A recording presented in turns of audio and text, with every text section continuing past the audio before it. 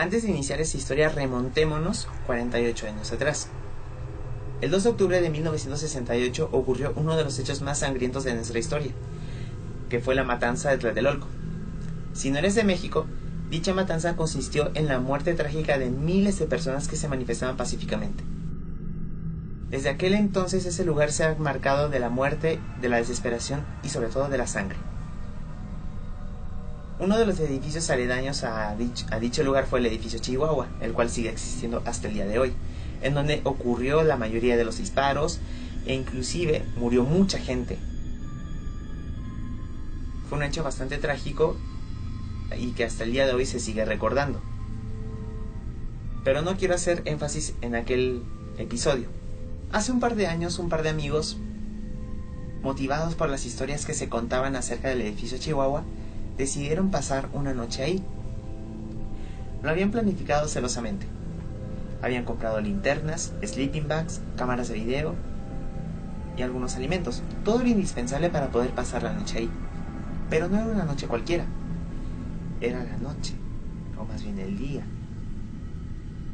en donde ocurrió la matanza.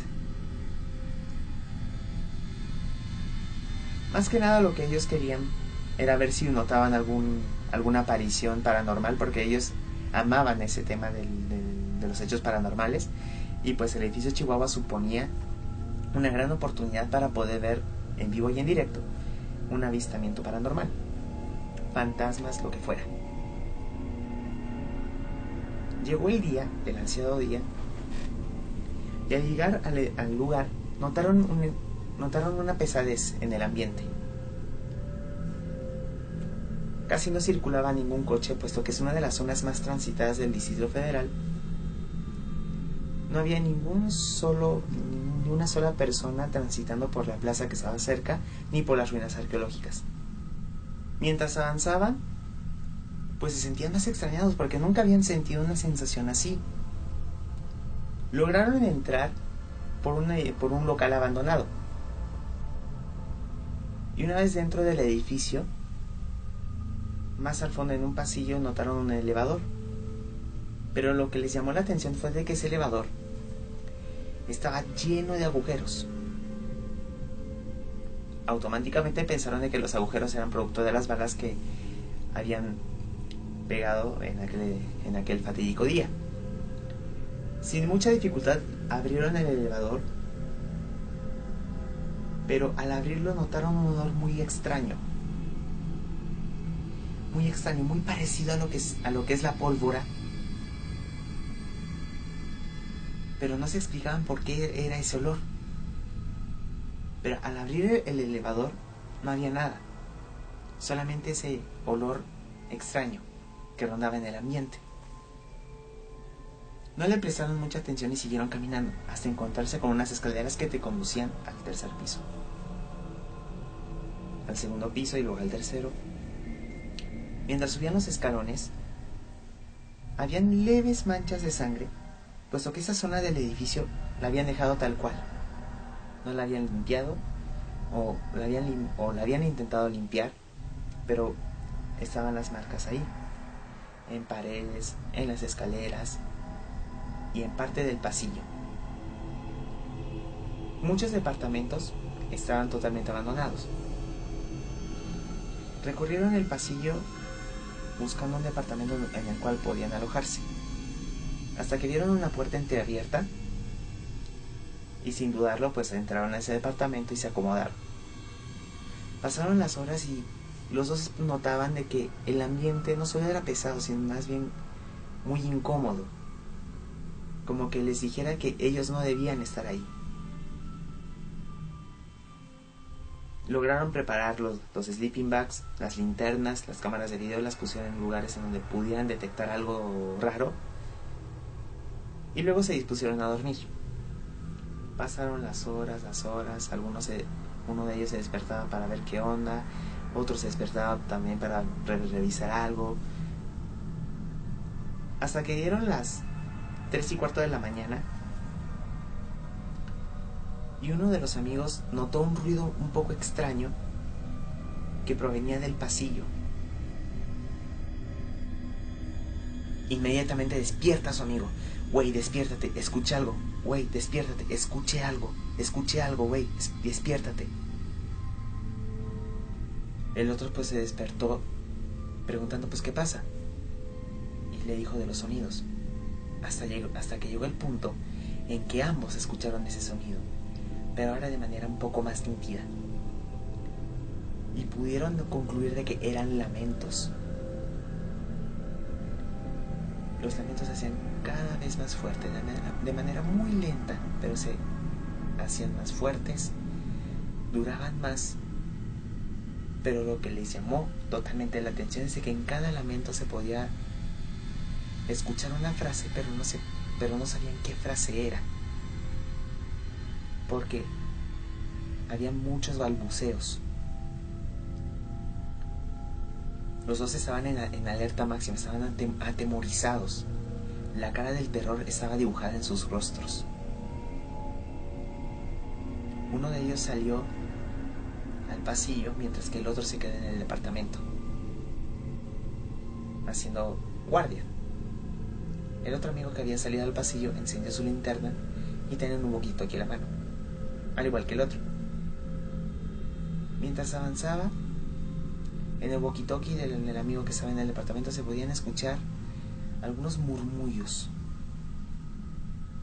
pero eran murmullos inentendibles, no se podía entender nada. Y se podía escuchar la respiración cada vez más agitada del amigo.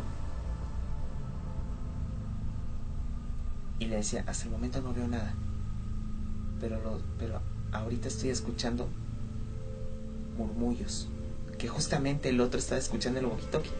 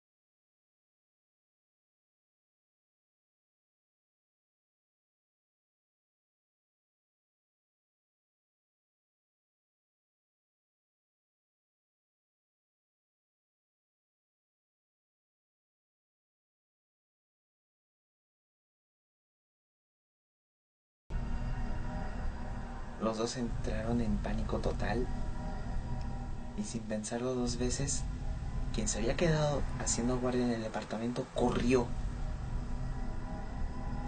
despavorido del miedo a donde estaba su amigo. Le decía, ¿dónde estás? Güey, ¿dónde estás? Pero resulta que ese amigo ya no le respondía. Solamente estaba ahí parado en una puerta, viendo hacia la oscuridad.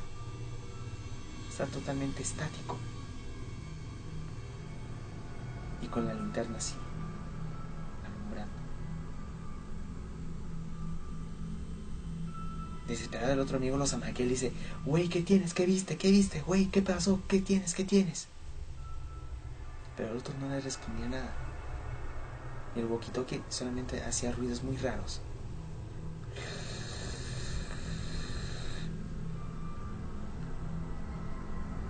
Pero el otro tenía totalmente la vista perdida.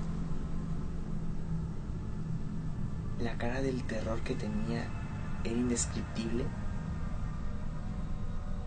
Y estaba totalmente petrificado. Estaba así, con la linterna. Y el otro lo seguía zamaqueando. Güey, ¿qué tienes? ¿Qué tienes? ¿Qué pasa? ¿Qué tienes? Hasta que en la tercera zamaqueada lo logró devolver al mundo. Y empezó a llorar de una manera que al otro chico de verdad lo atemorizaba mucho, porque no hallaba la manera de cómo ayudarlo. El otro no le podía decir nada, no le podía decir qué vio. Se sentía muy impotente ante la situación. Pero eso no termina ahí. Al pasar de las semanas, se entera de que el amigo que estaba ahí con la linterna alumbrando hacia la nada se había suicidado. El otro amigo quedó bastante impactado por la noticia. No podía entender, o más bien se sentía con mucha culpa de no haberlo ayudado lo suficiente. Pero se da cuenta de que él dejó una nota antes de morir, la cual más o menos dice así: lo que vi esa noche jamás lo podré olvidar. Sueño con ella todo el tiempo. No encuentro la manera en cómo pueda ayudarle. Pero lo que más me atemorizó de haber visto ese espectro tan horrendo fue de que la cuenca de los ojos estaba totalmente vacía, la cara totalmente demacrada. Se notaba un grado de desnutrición atroz. De sus mejillas chorreaba sangre, de las piernas tenía muchas heridas en los brazos, en el cuello, el pelo todo alborotado. Pero lo que más me atemorizó fue su rostro. Verlo fue lo peor que me pudo haber pasado en la vida.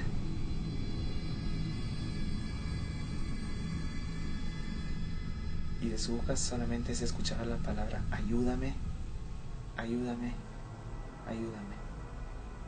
Pero la decía entre balbuceos, entre sollozos, lamentos y balbuceos.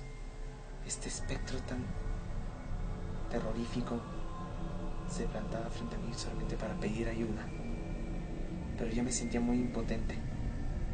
Y fue cuando realmente me petrió.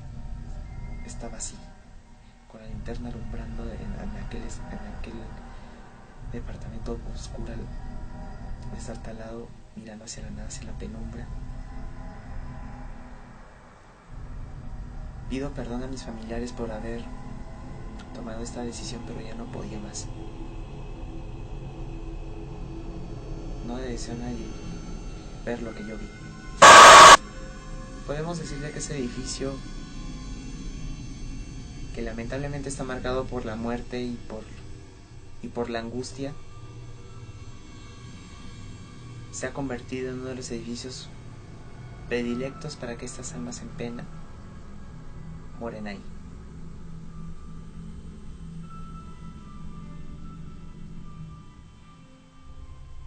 Poniéndome en el lugar de ellos, no me quiero ni imaginar el terror que sintieron al escuchar esos lamentos y esos sollozos tan terroríficos. El edificio Chihuahua.